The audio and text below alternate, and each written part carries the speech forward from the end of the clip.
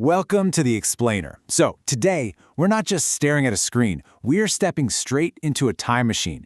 We're going on this massive, epic, Netflix-style adventure right through the history of English literature. No dusty textbooks, I promise. No boring lectures, just the absolute wildest, most beautiful, and dramatic stories ever told. Think about it for a second. What if books could actually talk and take us back in time? What if you could open a page and literally smell the smoke of a medieval fire, or hear the roaring shouts of a crowded wooden theater, or feel the freezing rain of a gritty Victorian street? Well, books are exactly that. They're like magic portals left behind by the people who lived way before us. Okay, let's dive into this. We are firing up our time machine right now to fly through our timeline. We're covering 1,500 years of literature in just a few minutes. From 450 AD and Old English, all the way to the 1500s Renaissance, the 1798 Romantic Rebellion, the 1901 Modern Era, and then landing right back here in the present day with the Postmodern Age. So buckle up. Section 1. Monsters, Knights, and Legends. The Old and Middle English Periods. We have arrived at our very first stop. We're in an age of castles, dark forests, and epic legends. It's a dangerous world. People are huddled around these massive roaring fires in giant mead halls. Outside, pitch black and freezing. Inside, they want survival stories. Imagine a booming knight standing right by the fire, shouting to the crowd, "Hark, the monster Grendel approaches." This wasn't quiet reading time, guys. This was loud, thrilling entertainment. They told stories about terrifying beasts lurking in the swamps and the brave warriors fighting them to save their people. The absolute masterpiece of this time was a story called Beowulf. And get this, the author is completely anonymous. We have literally no idea who wrote it. But it's basically the very first superhero story in the English language. Long before comic books were even a thought, there was Beowulf, fighting underwater sea hags and fire-breathing dragons to protect his kingdom. Now, as time ticks forward into the Middle English period, the world gets a little brighter. Enter Geoffrey Chaucer. He wrote the Canterbury Tales. To put it simply, imagine a medieval road trip movie. It's just a bunch of travelers riding horses together, swapping funny, dramatic, and honestly sometimes totally ridiculous stories to pass the time. It really showed that literature wasn't just for kings and warriors anymore. It was for everyday, relatable people. Section 2. The Golden Stage. The Renaissance and Elizabethan Age. So, the year is now 1500, and the printing press has been invented. Books are spreading like wildfire. But the real magic, it's happening out loud. Picture massive, circular wooden theaters packed with thousands of shouting, laughing, crying people. Now imagine a dramatic stage actor stepping right into the spotlight, looking directly at the audience and pouring his heart out. To be or not to be, that is the question. The language here is explosive, it's colorful, it's literally designed to make you feel completely alive. And this brilliantly illustrates the genius of William Shakespeare. He completely ruled this era. Just think about Romeo and Juliet, two teenagers, intense love, and absolute tragedy, all playing out right there on a wooden stage. Shakespeare understood human emotion better than almost anyone in history. He didn't just write words on a page, he wrote pure feeling. Section 3. Rules and Rebellion. The Neoclassical and Romantic Ages. We've jumped forward again to an era of extreme whiplash. Imagine driving a car at top speed, slamming on the brakes, and then throwing it right into reverse. That's kind of what happened to English literature between the late 1600s and the early 1800s. Now, what's really interesting about this is how completely these two consecutive eras clashed.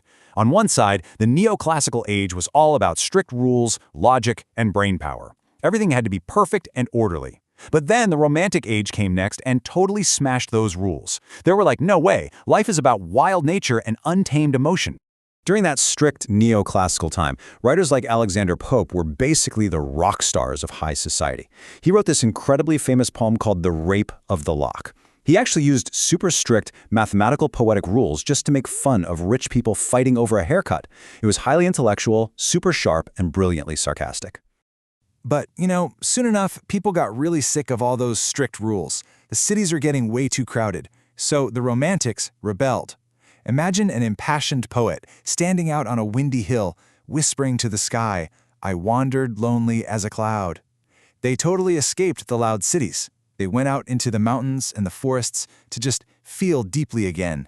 William Wordsworth was a huge leader of this rebellion. He wrote lyrical ballads. So the crucial point here is that Wordsworth believed you didn't need to be some wealthy genius to understand poetry. He believed you could find pure magic in a simple yellow flower, or in everyday raw human feelings. He really brought literature back to the heart. Section 4. Factories and Fractured Worlds, the Victorian and Modern Ages. Our time machine spins forward again, and those peaceful forests completely disappear. We've landed in the clanging, smoky, and rapidly changing reality of the 19th and 20th centuries. The world is getting industrialized, and fast. The scenery totally changes. Massive dark factories are being built. Thick city smoke is choking the sky of London. People are working incredibly long hours in just terrible conditions. And later on, the terrifying whispers of global war begin to echo. The backdrop of literature becomes really gritty, harsh, and real. During the Victorian era, Charles Dickens was the absolute master of capturing this dirty city life. He wrote Oliver Twist, the story of a poor orphan boy asking for just a little more food. Dickens basically used his stories as a spotlight. He forced the rich to look at the daily struggles of everyday working people, showing that even in really hard times, there were hopeful, unbreakable hearts. Then boom, the 20th century hits. World War I completely shatters Europe. Imagine a bewildered, anxious student looking at the absolute ruins of a city and asking, "The world is broken, how do we fix it?" The shock of the modern age was absolute. The old rules didn't just bend, they completely exploded. Let's look at how this directly builds into the literature of the time. T.S. Eliot wrote The Wasteland. Because society literally felt broken apart by the devastation of war, Eliot decided his poetry should be broken apart too.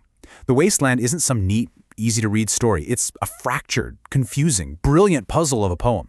It perfectly reflects a fractured modern world.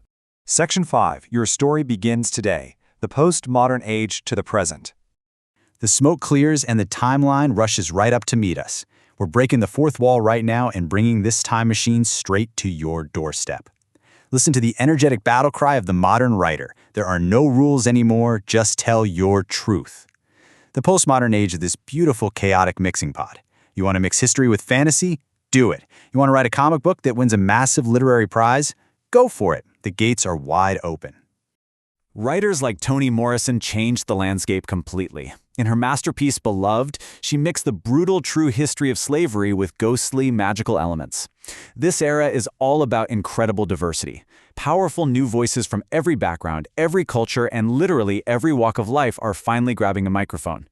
We have flown all the way from the dark, monster-filled swamps of Beowulf to the bright, brilliant, diverse bookstores of today. As you can see, every single age tells its own story. The struggles, the joys, the fears, the triumphs of human beings just like you. And now, you are part of this continuous, empowering human journey too. But the timeline doesn't end here. The time machine is actually in your hands now. The blank page is waiting. So, I'm going to leave you with this one final question. What story will you write for the future? Thank you so much for exploring with us, and keep reading.